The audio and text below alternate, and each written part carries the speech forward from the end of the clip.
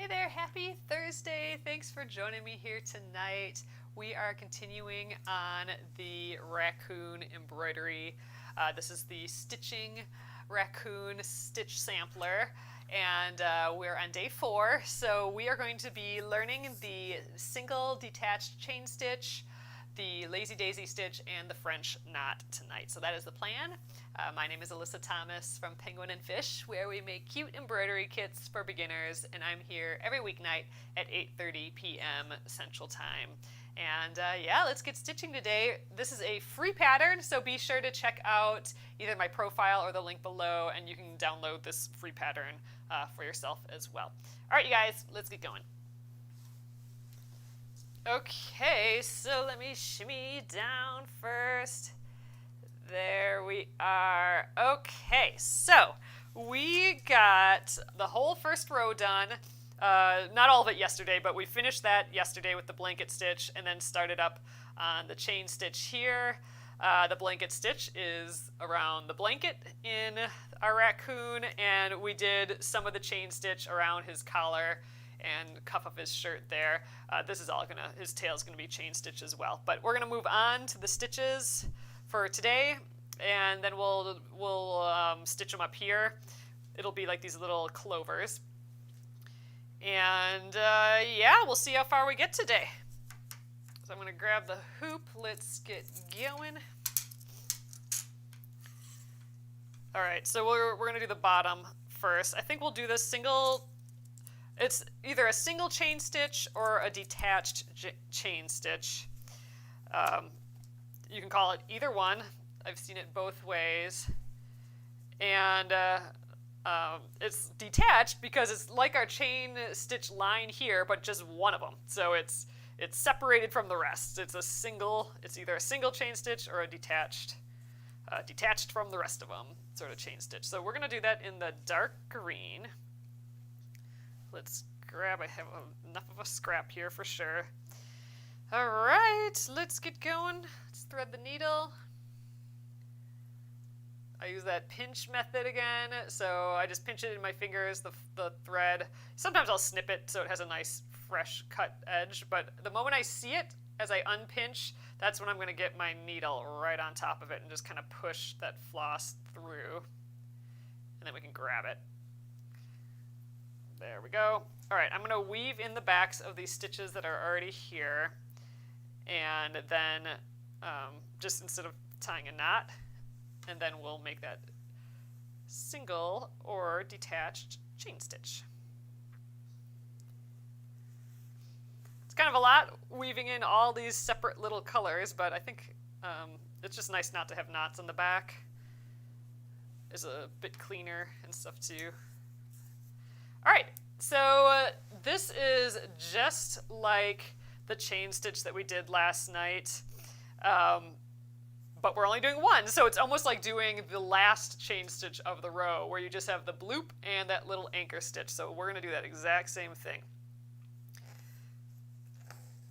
This is basically a building block for the lazy daisy stitch, so we'll do that next. So I'm coming up at the point. You have like the pointy end and then the rounded end. I'm coming up at the point, kind of making my circle, my floss go in the same direction as the loop. So I'm kind of, or the like rounded edge, so I'm going up and around. Then I'm going to go back in the same exact hole. Ooh, stay there, floss. And I'm going to pull through a little bit, and then I'm going to actually come up at the top of that loop. And let's get it so that it comes on the inside of this circle here. So we're gonna, if it moved, like mine kind of moved a little bit, it was like this, so I'm just placing it above the needle again, and then we can pull through. Ooh, I think we're getting a little stuck here. Oh, I think we might have a little knot going here. Let's get my needle in there, and oh yeah. We got something going on in back here, so let's try that again. I'm going to actually just pull the stitch out that I just did. I think we're just getting a little tangled there. All right, let's try again. Thread the needle.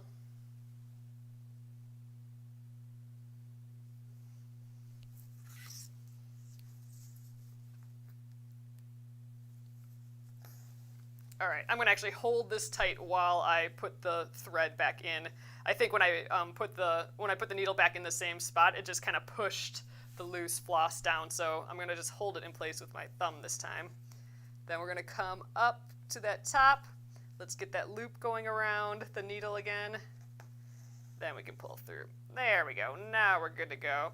So now we got our little loop, and all I'm going to do is put that tiny little anchor stitch on the other side of the top of that loop. So just an itty bitty stitch. And that is our anchor stitch for the single detached chain stitch. So there we go. Done.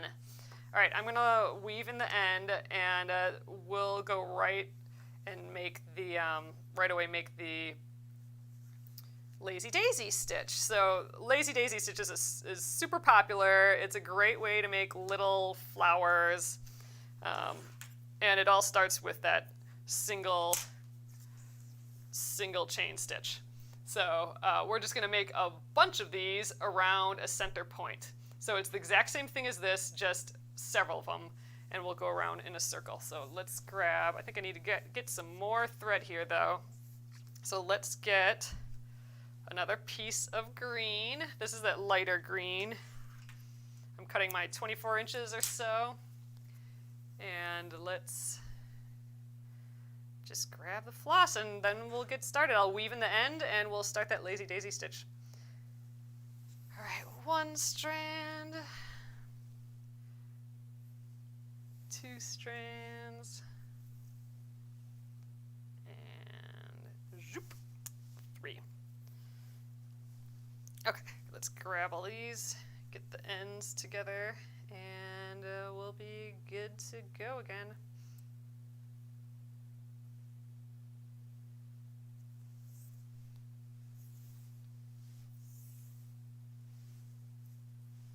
Oh man, you guys, I don't know, Terry says she's in southern Minnesota. Terry, let me know, was it like this by you today? It is so smoky outside here, and it's from California. Like, here in Minnesota, we're having California smoke. I don't know how they can deal with it, but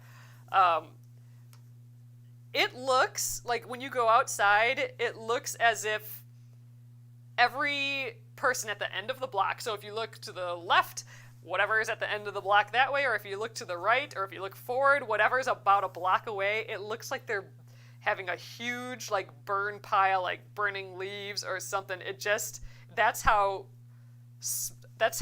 smoky it is outside here. Like, it just looks like your neighbors are having huge campfires. It's crazy, and you can smell it right when you go outside. That is not normal for Minnesota. Hi, Javon. So I don't know, Terry. Let me know if you're experiencing that in southern Minnesota, or if anyone else is like that right now. But it's crazy. It is so weird. Ugh, and I mean, even my eyes are a little feeling like I've been by a campfire all day. I don't know. It's crazy. All right, let's make a whole pile of these. I came up at the bottom of the top one.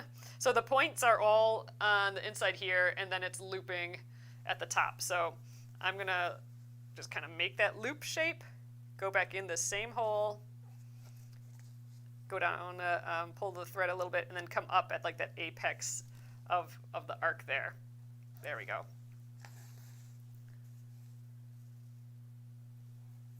You can shape it a little bit if the threads separate.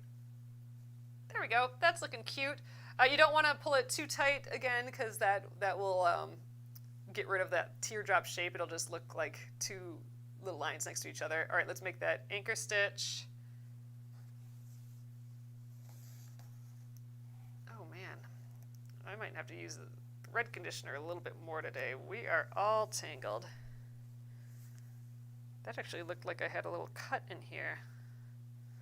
Huh, weird. I think we're fine. Okay, so let's do the next one. So the point is right sort of in the middle here again. Let's make that arc. Actually, still gonna hold it with my thumb there.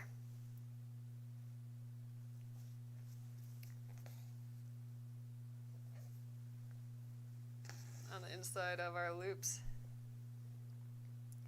Oh, Terry says it was very hazy here and the sky was weird looking. Yep, that's. Grace says that they've had it in New York too. Yeah, the sun today was bright orange and you couldn't see it all the time because it kept getting fogged up by the smoke. Oh, you love watching other people cross stitch or embroider. It's fun. It's weirdly relaxing. All right, I'm gonna do this in the sewing method now, where I go in and out in the same motion. I really like doing it that way. So I'm still kind of holding this with my thumb, and then we're gonna go in and then out at the apex, all in the same motion. And I'm still coming up like on the inside of that loop, and then we can just pull. It's a little bit faster and a little bit easier. Okay, make that anchor stitch. I could actually go from the anchor stitch to the next spot as well, so let's do that next time. All right. In and out in the same motion. Oh, you lost your mojo on your stitch along. Oh no. Go in and out. So now I'm doing my anchor stitch plus coming up at the beginning right away. Sometimes what helps me with that is just working on something else, just setting it aside, working on a different project, and then coming back to it. But I hear you, it can be grueling to feel obligated to finish a project, especially like in a certain amount of time. There, that time I just did the sewing method, the in and out, just on this part, and then I did the stabbing method for the anchor stitch. I kind of like that. But it's starting to look like a little flower here. That's our lazy daisy stitch. So I'm going to finish this guy up, and then we'll see how we can apply the lazy daisy stitch, or like the single detached, they're kind of a combo of the same thing, up in here. So there's some 4-leaf clovers up here. I think we'll probably do this one because I can weave in the backs of the stitches here. So we will do that next. Oh, you have stitch people you're working on too. Oh, that's awesome. So, man, here I got a palette cleanser. If you are doing primarily cross stitch, throw in a tiny little simple embroidery project in there, because embroidery can get done so much faster than cross stitch, even the smallest cross stitch. Just do an embroidery and it'll just kind of energize you, like, oh, that got done fast and it's still cute and whatever. Now let's go back to tackling this cross stitch. I love cross stitch, but man, it can be a bit grueling. How many projects have you got started before you finish one? Nora, I got a pile of projects now that are not done. All right, I'm going to weave in this end, and then we'll go up to the top. I get on kicks. So I get on, new ideas, and I want to make more stuff, and that sort of thing. So I'll start a lot of new projects. But then, which is fun and fine, but then after a while, I am like, oh my gosh, I got all these projects started, now I need to finish them. So I go between bouts of, starting new things and, nope, now it's only finishing things. I've kind of been on that finishing bit for a while, but I've been kind of peppering in these little small projects. I think they're good palette cleansers, these little embroideries. All right, I'm going to move the hoop over here because I want to do this little feller there.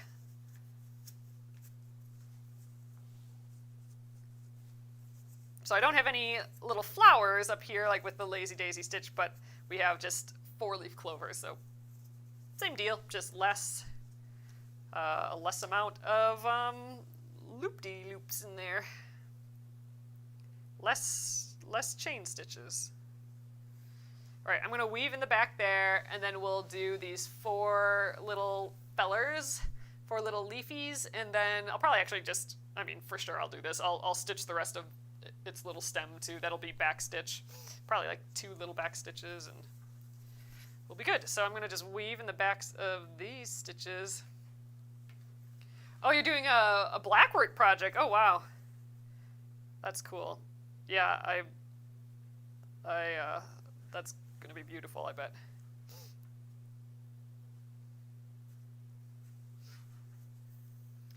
The other palette cleanser, I think, still embroidery-wise, but making something practical.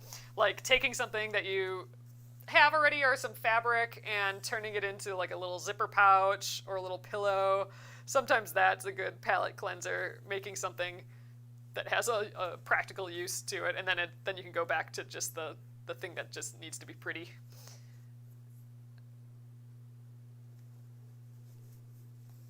I feel like there's always there's an extra bit of accomplishment when when it ends up being a practical piece. All right, I like holding this. I have a shorter piece of thread here, which is a little harder to use with a lazy daisy stitch, but we're doing it. So I'm gonna go in and out in the same motion. So now this lazy daisy is a bit different than the one that we did down here, in that they are all starting in the exact same point. So I'm coming up in the same point for all of these, whereas the one at the bottom, I kind of left a little circle in the middle, like a little gap in between each one. But for this, we're doing it all in the same spot. So there's a kind of a lot going into that area. Okay, it's looking so cute though.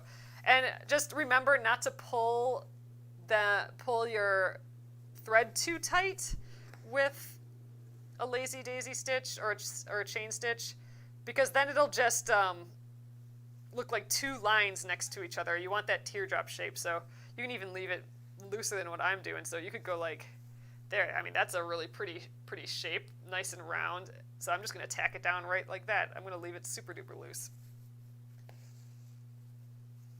Oops, I think I pulled it a little bit more, but still.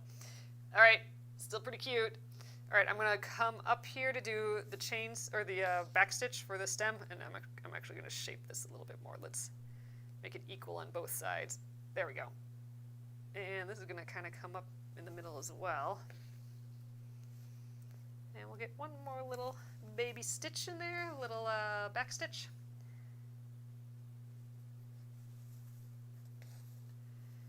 There, we got a little 4-leaf clover. So I'm going to weave in that end, and that is the lazy daisy stitch and the single chain stitch that helped build it up. So we're going to move on to the French knot.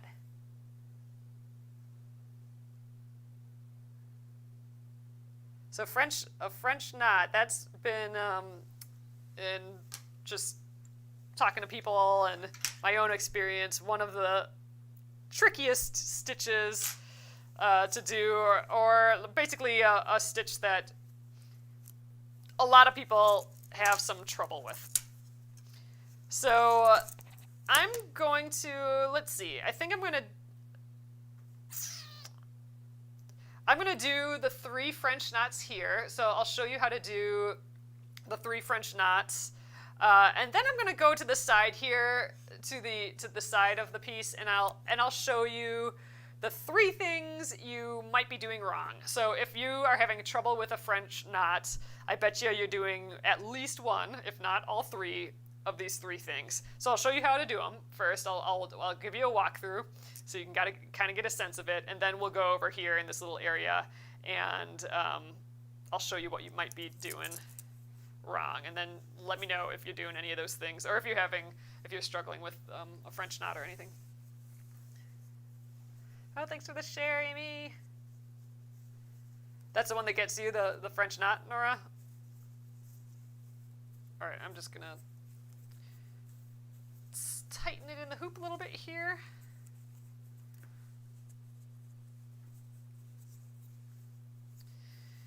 Okay, our French knots. I'm looking back at the pattern here. So our little French knots are blue down here. So let's grab ourselves some blue. It looks like I might have a piece. Oh, this is a decent sized piece, but French knots kind of take up a lot of floss. I guess it's a little longer than this one. This should be fine. All right, let's thread it. Do I use a magnifier? I don't, but the more I think about it, the more I think I should. I was gonna order one of those, like, like those crowns with the little magnifier glasses attached to them. I'm tempted to get one of those and just test it out. I think I'm gonna weave in the backs of these stitches. This is kind of a big jump for me. So I don't know. Do you use a magnifier, or does anyone else use a magnifier? I'm curious how you like it. But yeah, I'm tempted to get one of those to test it out, and I think a lot of them have lamps on the end too, which is kind of awesome. Oh, Chris just says, I just watched your short tutorial on these, extremely helpful. Oh, that makes me so happy. So, all right.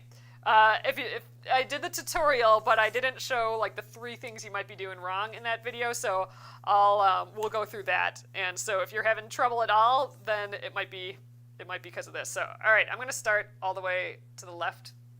So all right, here we go. I'm coming up close here. So there's my first dot, kind of where you see my needle going. I'm going to come up on one side of the dot there, so I'm kind of on the lower right side. All right, I'm going to set it down here. It's always, if you don't have a stand that you're holding it in, I always set it down because I kind of need my other hand. So I'm going to grab it, the floss that's coming out of the fabric in my left hand. You can do this reverse if you're left-handed. Ooh, I've never tried a left-handed French knot. I might have to I might have to try that when we're working up here. All right, so I am holding it with my left hand, and I'm going to bring my needle back here, and I'm going to point it towards my hand, towards my left hand, or kind of away from the fabric. I like thinking about it as pointing it towards my left hand, the tip, the point. So, all right, I'm going to wrap it around twice. You can do it more or less than twice, but I always kind of do twice. So let's do that again. Wrapping around twice. And then I'm going to hold those there with my finger so they don't get away from me. All right, next I'm going to point the needle. I'm going to just kind of shimmy the thread out of my way there because I'm holding it there. And I'm going to point the needle back at my dot. So now my needle's pointing towards the dot, and I'm going to go on the other side of the dot. So like the upper left-hand side. I'm going to put my needle halfway in, and then I'm going to lift up my finger and pull those loops so that it's against the fabric and against the needle there. At that point, I'm going to put my left thumb over those loops just to hold them in place, and then I can pull the needle the rest of the way through until I can feel it going all the way through. So there's our first French knot. I know that was kind of a long description of that, but let's do it again. Coming up on one side of the dot, holding in my left hand, looping around twice with the needle pointing towards my hand, grabbing those loops, pointing back at the fabric, putting the needle in the other side of the loop of the dot, pulling those loops tight, and then getting my thumb on there just to kind of hold it in place. Gina says, Meg eyes are what you're talking about. Oh, I have them, but really just prefer readers along with contacts. Oh, interesting. Oh, Nora said both the French knot and the lazy daisy. Those are your trouble stitches. All right, let's do one more. The last one here. Pointing towards the hand, around twice, back towards the dot, pulling, holding the loop in place, and pulling all the way through. There we go. So those are our 3 very nice looking French knots. You can see them. I like the height that they get from the side. All right, so I think I have enough thread to show you over here the 3 things you might be doing wrong. And actually, I'm going to weave in the end right away here so that when I'm done showing you guys, we can just cut the thread. And I can cut them all out. There we go. Okay. So the 3 things you may be doing wrong. why you may be having trouble with the French knots. And what I'm going to do actually too is let's put some dots on here first just so we can see. Get ourselves some dots. All right, this is just my water-soluble marker. This will come off if I spritz it with a little water later. Okay. First thing you might be doing wrong. So I'm going to do the one thing wrong, and I'm going to do everything else right. So I'm coming up on one side of the dot. I'm going around, but instead of pointing my needle towards my hand here, I'm going to point it towards the fabric. So I'm going towards the fabric. I'm making my 2 loops, holding those loops in place. Going on the other side of that dot there. Let's pull those loops to the end of the needle there and pull it through.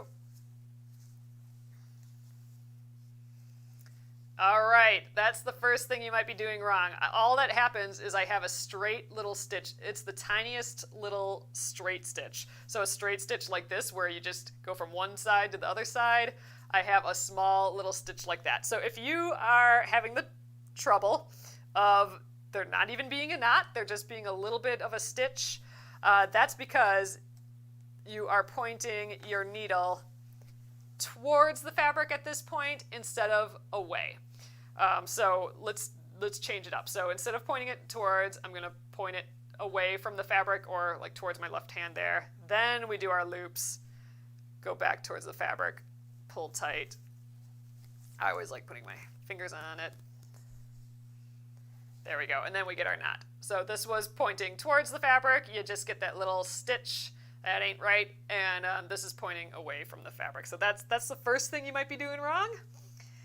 The next thing you might be doing wrong, let's see if I can recreate this. So instead of coming up on one side of so I like coming up on one side of a dot and then going down on the other side of the dot. So there's a little bit of thread, a little bit of the fabric's thread in between. So this might be a mistake. This might be the second mistake you might be doing, and that's going back in the exact same hole that we just came out of. So I'm going to do everything else right, pointing the needle away, and let's see if I can get back in the same exact hole. There. So I'm back in the same exact hole. Let's see if I can do this. All right, you might be doing that, but you might pop your whole entire knot through to the back. So if that's what you're doing wrong? Oh, okay, so if you are going back in the exact same hole, you risk pulling the entire knot to the back. And that's a pain because now we also have a knot on the back that we can't really get out and we can't put back. And I lost my needle here, so let's rethread. So that is the second mistake you might be doing. So instead, you want to come up, so let's just go in that same spot there. Instead, I like coming up on one side of the dot and crossing over to the other side of the dot. Then I know I'm not going in the exact same hole. So there we go. Let's do our twist around. Now, like here's where I'm going on the other side of the dot. So let me show you that up close. Okay, so there you can tell I have like a bit of fabric in between where the one thread comes out and the needle goes back in. That's what I want. Then there's some protection. There's that bit of fabric to prevent the needle from, or the knot from pulling to the back. So that's might be the second thing you're doing wrong, or the second issue you might be having is that those knots pop into the back. So just make that little adjustment and you should be good on that. So here's the third thing you may be doing wrong with your French knots. And it's just being a little too loose. So like right here, you're going around and so I'm going back in there. So I have not pulled these loops tight against my needle and against the fabric. I'm just letting them be and I pull through, and there, you might end up with some crazy loopy loop thing like that. This is really common. I see this all the time. So that's just letting everything be loose, like not tightening things up as you go. So I'm almost out of thread, so we'll try this right here. But it can happen, so I'm looping here. When I go back onto the other side of the dot, I stop at this point and I pull that thread tight. So now I've already kind of created my knot. It's tight against the fabric and the needle here. I didn't just let it be loopy. And then the other part, like sometimes people pull it right through at this point, and that can work most of the time, but you could still end up with one of these loopy deals. So what I do to prevent that is I actually put my fingers, my thumb, right on top of the loops.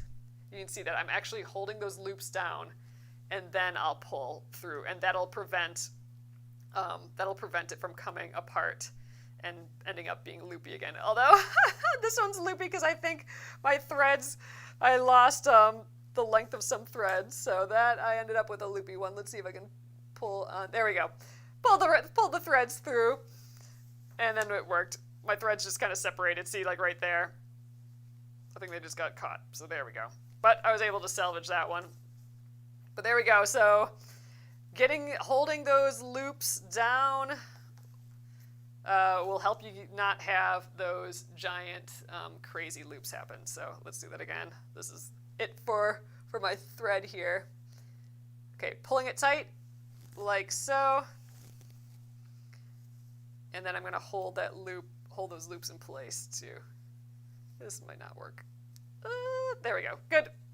Still worked fine. I was towards the end of my floss, and the floss looked like it was coming apart a little bit, so I thought it might fray a little.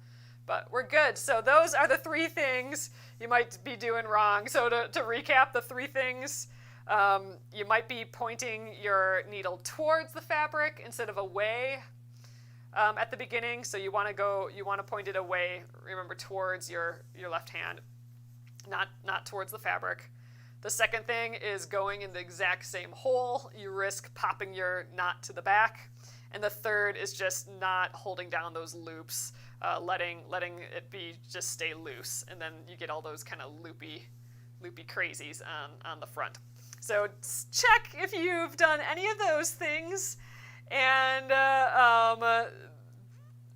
let me know if you're doing any of those, and see if you can correct it by doing the other way that I was showing you here.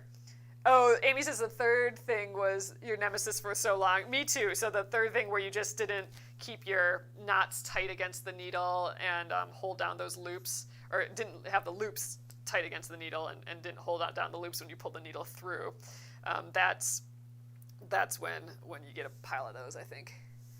All right, so that is that for the French knots. I'm going to snip all those away quick, just while we're at it. So I remember I wove in the ends here already.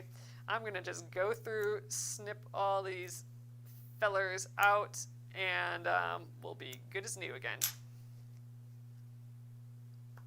Ooh, we got to get that one little knot that got popped to the back as well. Oh, you have yet to perfect the French knot? Well, just give it a go again and try those 3 things and see if you're doing any of those 3 things, because that might be the thing that you're doing wrong there. All right, so French knots. Let's hop to the top and do some French knots up here. So there's several places on here that we have French knots. It's everywhere that there's a dot. So we have all the little dots in the blanket. Oh, we have the little stitch, the dotted eye, and all the little Queen Anne's lace dots, and we have his little eyeball up there. I think let's do the in the blanket there. I think that'll kind of be the easiest because we're not done with the stem stitch part, or the split stitch. We're not done with this little nubbin here, so I'd kind of like to finish that before I do all those French knots. So let's just do these ones right in the middle here. So we'll have a bunch of times to go over the French knot here some more.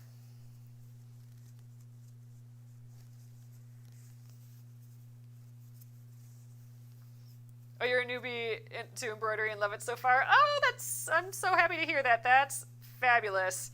Yeah, if you ever have any questions, let me know. I'm hoping to do more TikToks and videos about them, and we can do a demo here too, for sure. What color? It is this goldenrod color, and I think, yep, we got a pretty good size piece here already, which is great. So I'm gonna start with this. Let's just snip the end so all those are even. That'll make it easier to thread through my needle. All right, let's use that pinch method again. Actually, you know what? Let's use a needle threader.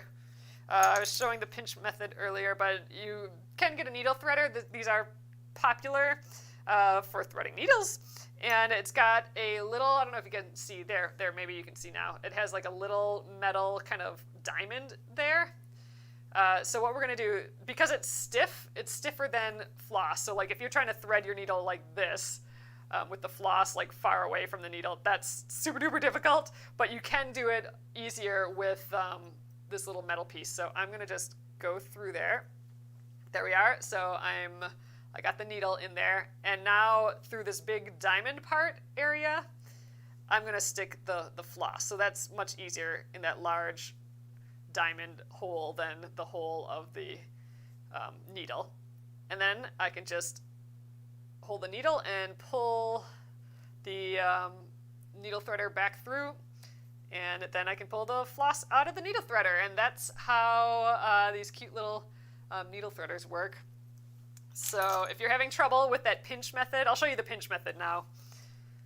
Take this out again. So this is the way that I typically like doing it. So I'll snip the ends first, just so they're nice and clean. I kind of did that already. Let's pull the thread until it's just right where you can kind of pinch it. Where you can pinch it and it kind of disappears. So pinching it, it disappears, and then I can see it again. I'm just gonna kind of bunch those threads so they're right next to each other. There we go. Okay, so pinch, and then I'm gonna unpinch slowly, and the moment I see the floss, so I can see a tiny bit of floss there, the moment I see that, I'm gonna stick the needle right on top, like almost like I'm squishing the needle through my fingers, right on top of that floss, and I'm gonna just keep pushing down, and I'll get like a tiny little bit of floss that you can see through there. I can just grab that and pull through. I find that to be super quick. I know if you have bad eyesight, that can be a little bit more difficult. But you could almost do it by feel. Like if you're holding, gosh, I wonder if I can do that with my eyes closed. Let's see. Let's see if I can, after I get the pinch, I'm gonna see if I can do this with my eyes closed. All right, so I'm gonna get the pinch all ready. Okay, so I'm gonna kind of go, I don't even know if I can see it. So I'm gonna put the needle kind of over the top and just kind of push down through my fingers. Did I get it? I sort of started getting it, so a little bit. So you can kind of almost do it by feel. I didn't quite get it all through. Oh, hey, though, we got it. So I guess a little bit of practice. But yeah, the moment I can see that thread, that's when I get that needle over the top. Okay, let's, I'll weave in the backs of these stitches, and then we'll start on this side and kind of like work our way across, I think, for French knots. Okay, so, oh, we got this giant bunch of stitches here. Let's just add some more to that. Okay, 1, 2, 3.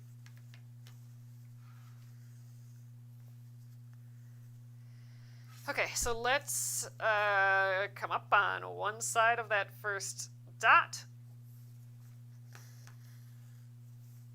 gonna hold it in my left hand here. Ooh, let's try and do a left-handed one as well.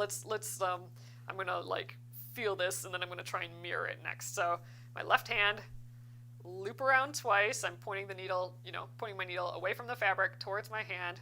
Loop around twice. You can actually loop this way too. I think whatever feels comfortable.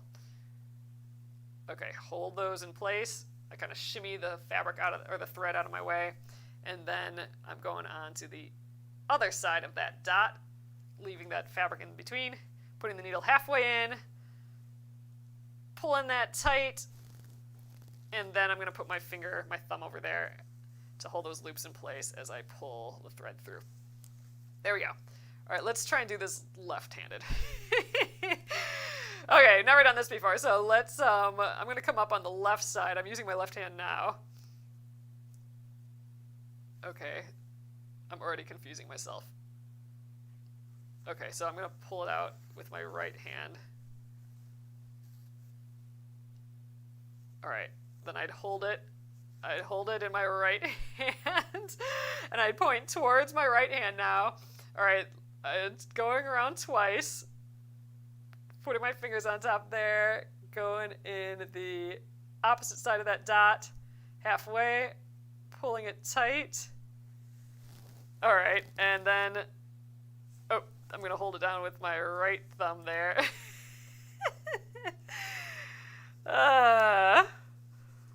That should be a goal. Become an ambidextrous embroiderer, right? There we go. Left-handed French knot. We got it, kind of. It looks good, but wow, felt weird. Felt weird. I feel like my hand's actually sort of cramping because it was doing weird things. Oh, God. All right. Going back to my comfort zone. Did it change the shape? Let's see. No, I think it looks the same. Let's see, the loop is like kind of crossing there. Nope, looks just about the same. I mean, I'm guessing it's actually probably a mirror image, but it doesn't, like, nothing's jumping out at me as being real different. Interesting.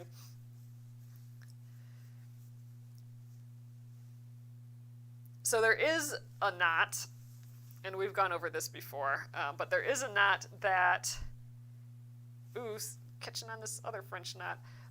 There is a knot similar to a French knot that you do actually point your needle towards the fabric.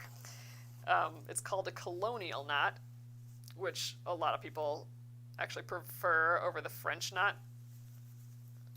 It makes like maybe a little less loopy knot, so maybe there's like less risk of the loops happening. I can show you how to do that as well. I don't do that one as often, so I always have to like think it through as I do it. I also don't want to confuse you, like we're doing all these French knots with the needle pointing away, and now we'll all of a sudden be pointing towards, but I'll show you it. It's kind of fun just knowing that there's other knots out there and different ways to do similar things. So all right, those are a pile of French knots. So here is a colonial knot. We're going to come up on one side. I'm going to hold it with my left hand still. I'm actually going to kind of hold it towards me. But this time, this is a colonial knot now, not a French knot. This time I'm going to point my needle back towards the fabric, towards like the hole there. So French knot, I'm pointing away. Colonial knot, I go towards. And what we're going to do is we're going to go on the left side and kind of push out the thread to the right. I'm going to hold it there with my finger. And then I'm going to come back around. So, you know, I push it to the right. I'm going to come back over on this side and loop around there. So we've kind of made a figure 8 almost on the needle. And then we are going to pull that figure 8 to through the hole there. And it'll feel different. Like, it'll look different when you have it on the needle. Ooh, I got stuck on there again. So that's the colonial knot. So it looks a hair different, but from the naked eye, you wouldn't really be able to tell. So here, I'll show you how to do that again. Come up on one side. This time we're pointing towards, pushing it to the left, holding it, then coming around back to the middle, and then going back into the hole there. Pull it tight.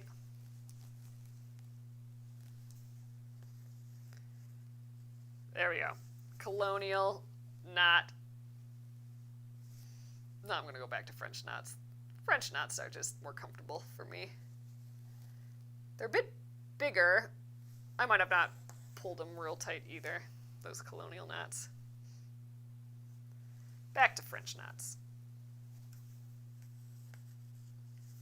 So many different stitches out there.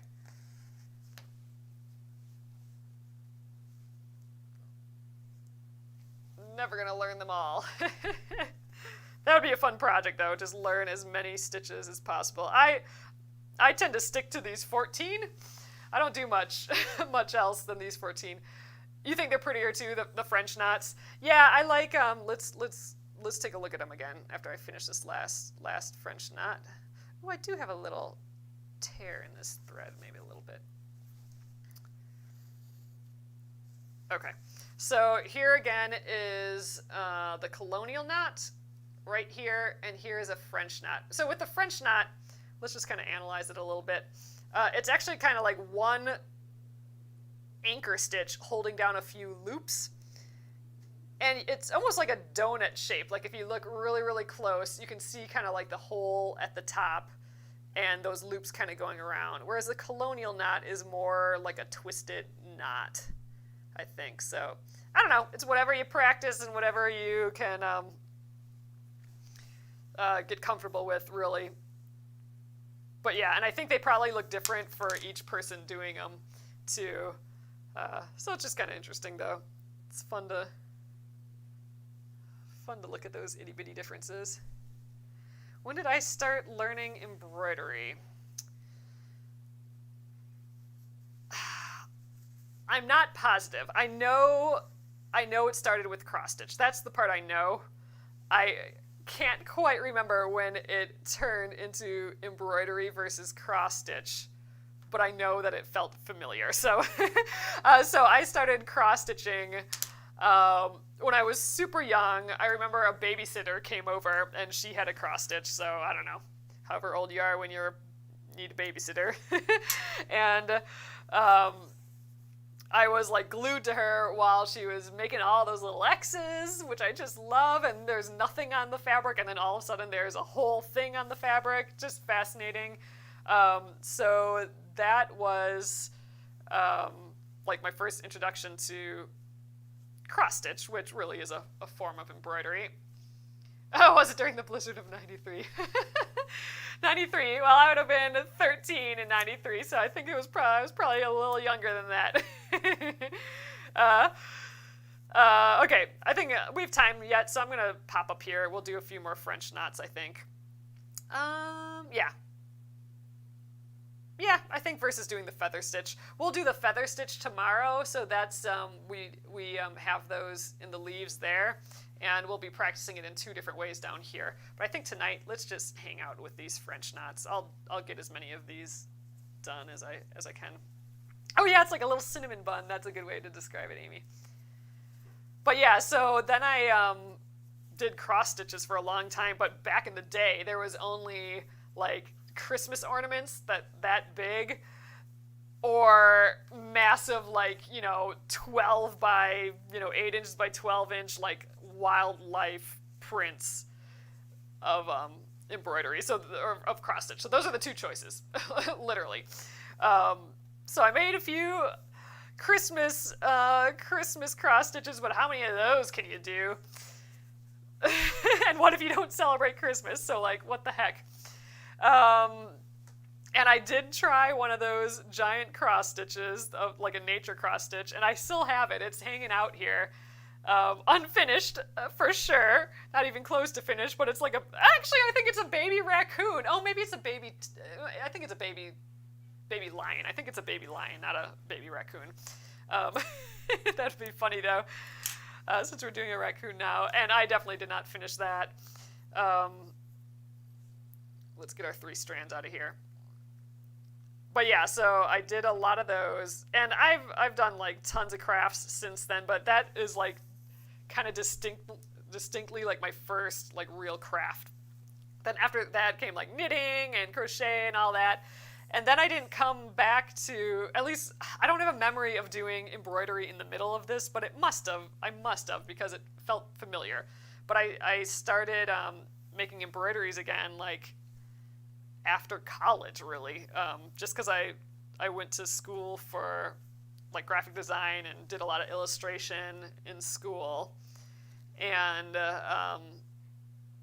I missed drawing. I wasn't drawing as much anymore, and I missed like doing crafting, and I'm like, drawing and crafting together, that would be like, embroidery would be perfect for that. So I started making embroidery patterns, and that actually turned into the whole company. Was that started making kits, and started going to trade shows for those and everything.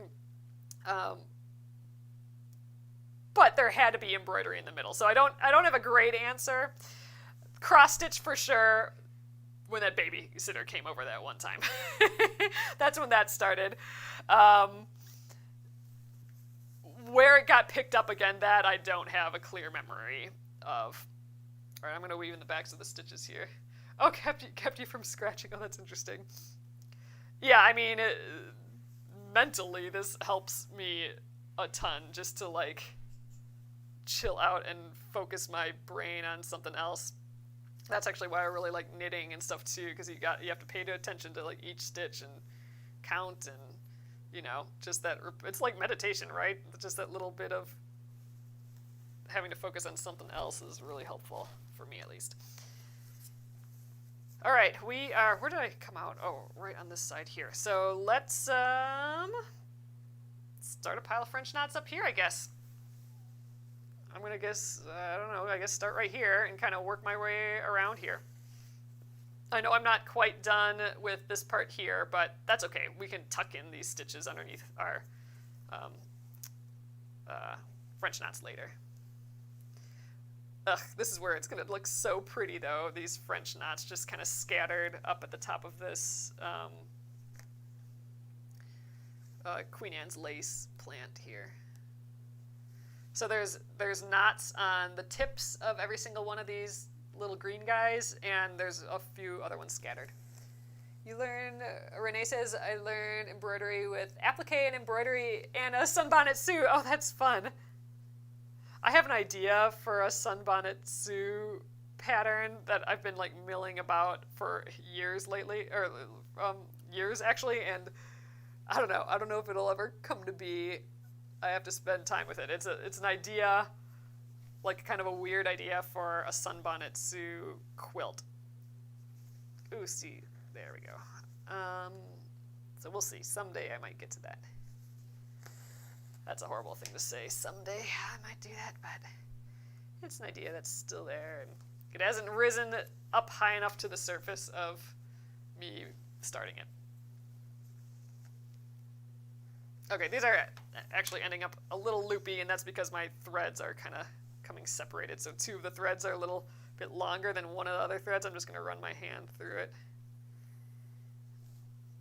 There, I think we're fine. That happens if I get caught on something in the back, or if I catch my needle on the thread coming back through. I haven't conditioned any of my floss through this project either. That'd probably help with my thread splitting. Ooh, so I talked to my brother yesterday, and he said that they've tested they're working on they have a candle company, him and his girlfriend, and they're working on making some thread conditioners for penguin and fish. So he said he's going to send some testers over, so soon I'll be able to test some of his thread conditioners, and we might have them in the shop at some point then. I'm super excited. So I'll share those when they come in the mail. I'm super stoked. Ugh, and they're going to smell amazing. That's the best part. Thread conditioners for me, I mean, it does help. It does help reduce the wear and tear on your floss as it's coming through the fabric a zillion times. But the real reason I like it is because it smells good. Like the thread conditioners that they make these days have like essential oils in it and stuff, and they just smell so good.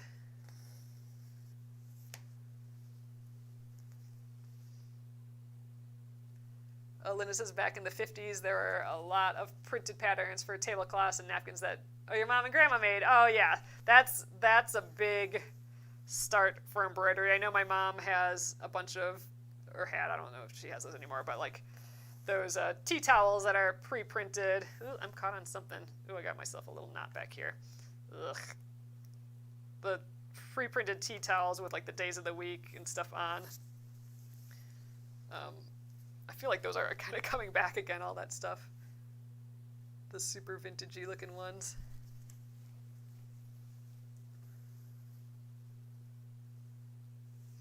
So we'll have to do like a fun smell test of all. I'll have to learn how to describe smells a whole lot better. I feel like I need a vocabulary list, and that would like nearby me when I describe smells and taste really, and that'll help me. But I'll have to get better at describing smells to you guys, so I can describe these thread conditioners when my brother sends them my way. Oh, you need to do some with chickens, some tea towels with chickens on. That would be so cute. I don't think we've done any chicken patterns. That seems weird. That seems weird that we haven't done a chicken embroidery pattern. I'll have to do one of those. In our book, I think we have one chicken kind of as part of another thing. And I know I made a chicken once. I did a custom embroidery once, and someone wanted a chicken. That was like 15 years ago, probably. And dang, we need some chickens, don't we? I don't know why I haven't thought about that sooner. I watch so many people with chickens on TikTok and Instagram and stuff now. I love all that on Instagram. Oh, your shirts say wicked chickens lay deviled eggs. That's super cute. That's so cute. Love it.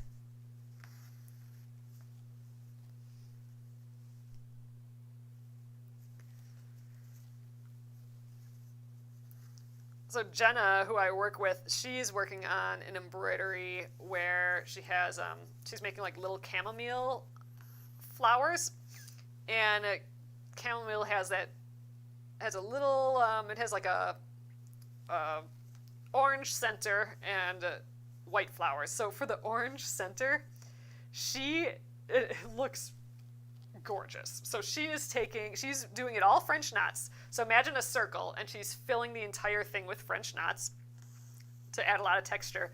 But she is doing French knots with only one of the 6 strands from embroidery floss. So I'm using 3 right now. So this is what 3 strands look like. She's using 1, and she's only going around the needle once. I'm looping around the needle twice. She's only looping around once. So she has like one little loop with the 1 strand of floss, and they are the tiniest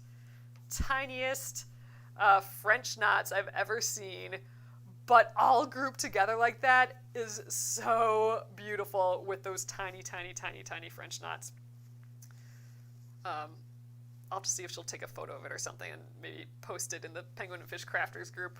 You almost need like a hand or something near it, though, to realize how small the knots actually are, though. But she showed me that yesterday, and it's so beautiful. Oh, Amy says geese would be cute to stitch too. Yeah, that'd be fun. Man, so many designs I haven't done yet. I need to do that. Oh dang! You use the one thread in black work. Man, she's dedicated. Yeah. Oh God, I bet you that's so beautiful. The black work with just the one strand. But dang, when I saw those French knots, I like, what the heck? Those are crazy. I had never seen French knots like that. Just itty bitty, and all grouped together like that. It was a really neat texture that I hadn't really seen in embroidery. I mean, I've seen putting a bunch of French knots next to each other, but they're usually like bigger French knots like this, so you can they're clearly defined and have some size to them. Hers were clearly defined as well, but you really had to look close. It just looked like a beautiful like floral texture, And then when you look close, you realize, like, holy camole, those are all tiny, tiny, tiny French knots. All right, so I'm probably going to go, it's 9:30, I'm probably going to go till I finish this blue thread, because it's annoying to just have this much thread left and not finish it up. And French knots do kind of use up floss pretty quickly, so I don't think that'll take too long. So we'll go a hair over tonight, but tomorrow oh gosh, it's Friday already, so tomorrow we'll be doing the feather stitch. I'm hoping we can do at least one other stitch. So we'll do the feather stitch and hopefully the satin stitch as well. And after that, we will only have one stitch left, and we'll do that on Monday, probably, the long and short stitch. And then we actually have the whole rest of the design up here to do, too, because we'll do the long and short stitch, we'll do the feather stitch, but, we still have all this back stitch, all this seed stitch, all of the stitches that we learned earlier, but, we got to do all this type, that's a back stitch. So we'll have done all the stitches at the bottom and done examples of those stitches on the top, but we'll still have a lot to stitch yet. So I think on Monday we'll learn the long and short stitch and then stitch it for the tulip. The tulip is a long and short stitch. And then we'll just continue stitching the rest of this. So I suspect we'll probably work on this on Tuesday as well. So there's still time to grab that free pattern and come stitch next week with me on it. I won't be here on the weekend, but I do have to design a couple more patterns, so if I get those done, maybe I'll hop on. But actually, I think that probably won't be until next week. So next weekend, maybe I'll pop on for like a really long live. We'll see. That means I'd have to get some work done. We'll see. But so that just means that the granny square quilt, we usually work on the granny square quilt the first. Oh, geez, it's going to be August next week. So the first week of the month, we usually work on the granny square quilt, but I think we'll just kind of continue on this till we finish. Then maybe the rest of the week and finish it Friday, we'll work on the granny square quilt. Finish it Friday. Finish it Friday is the first Friday of the new month. That's usually when we stop whatever we're working on and break out an old project and work on it. Maybe we will still do that. I got a few old projects left around here yet.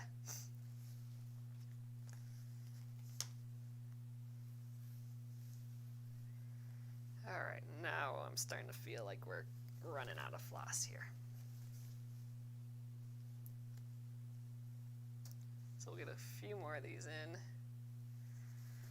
And then we'll let it be till later. We'll have to finish up the rest of these French knots on that Tuesday or Wednesday when we get to them. All right, I think I can get maybe one more. It's getting awfully twisty too. Yeah, one more. They get tough to do when you only have this much floss left. I could probably get one more out of here, but I think we'll just call it at that one. Let's weave in the ends here, and we will pick this up tomorrow. Tomorrow, again at 8:30 p.m. Central. Oh, Nolene says 12:30 p.m. there, lunchtime in Australia. That's not a bad time to take a break and do some embroidery. All right, let's take it out of the hoop and see where we're at.